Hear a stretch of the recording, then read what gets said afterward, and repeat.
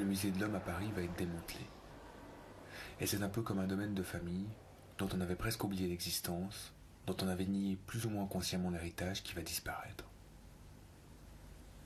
Parce que quiconque aujourd'hui s'aventure dans la vie comme documentariste, c'est un beau mot, sait qu'il doit l'origine de ces images à cette salle de cinéma au siège rouge matriciel.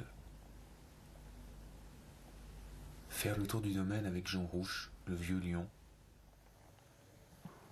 Faire le tour du domaine avec lui, pour la dernière fois peut-être.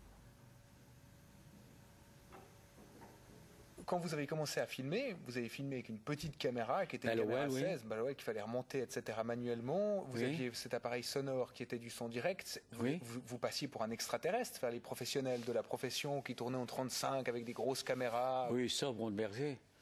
Sauf Bromberger, oui. Oui. Qui lui avait... Ou Dormant. Ouais. Il considérait qu'il fallait rompre les interdits et se foutre des trucs. Et il me donnait un exemple à ses copains. Je vous dis, l'école que j'ai eue, la vraie école de cinéma, était celle de Langlois, justement donnée rue d'Ulm. Et dans un endroit, on se mettait au premier rang, parce qu'à cette époque, les femmes portaient de grands chapeaux et elles cachaient l'écran.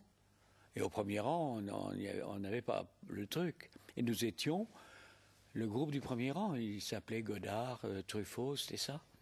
C'est la nouvelle vague qui venait apprendre le cinéma là-dedans. Et c'était merveilleux, quoi. Donc d'une certaine façon, vous étiez irrespectueux avec ce cinéma. Nous étions pas irrespectueux, au contraire, nous étions croyants. L'irrespectueux, il n'est pas croyant. Là, nous étions croyants. Nous savions que le cinéma était une technique sacrée. Il y avait un côté religieux dedans. Donc il fallait appliquer les mêmes méthodes que celles du Christ au Mont des Oliviers, quoi. Ou de la Vierge Marie, ou de tous ces trucs-là. Et je suis resté de cette manière, si vous voulez. Moi, je donne cet exemple, et je vous donne l'explication de ma position. J'ai donc fait ma première communion à Alger. Et le jour de ma première communion, j'avais fabriqué un bateau très beau, j'aimais bien, en bois, que j'avais été allé le montrer à mes copains marins. Il m'a dit, oui, c'est pas mal. Mais il me dit, n'oublie pas que tu es à la première communion. Ton père m'a dit de te la rappeler. Oui, je vais aller m'habiller. Alors, je vais m'habiller. Ma mère avait acheté un costume marin qu'elle avait pris un peu serré, tu vois. Bon, alors je prends ce costume marin, je l'enfile. Puis moi, je vois le bateau que je venais de faire. Je me dis, il est quand même pas mal ce bateau, on va aller l'essayer.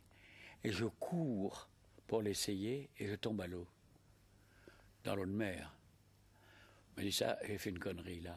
Je rentre à la maison, je dis à ma mère, maman, j'ai fait une connerie, je suis tombé à l'eau. Elle me dit, dans l'eau de mer, il faut le rincer tout de suite. Alors elle repasse le truc et me le passe. Et il n'avait pas fini de rétrécir. Il rétrécit sur moi. Elle a raison, j'ai fait ma communion, serré dans un costume, qui m'a empêché de voir passer le Christ, tu vois. Donc... C'est une drôle de métaphore. Oui, alors, il y a eu un rejet spasmodique. J'ai raconté ça à mon père qui a trouvé ça tellement marrant. Et ça, c'est peut-être notre vieux fond anarchiste, tu vois. Mais je dis, c'est une drôle de métaphore quand vous compariez le cinéma à quelque chose de sacré et vous qui arrivez avec vos vêtements trop petits dans cet endroit sacré.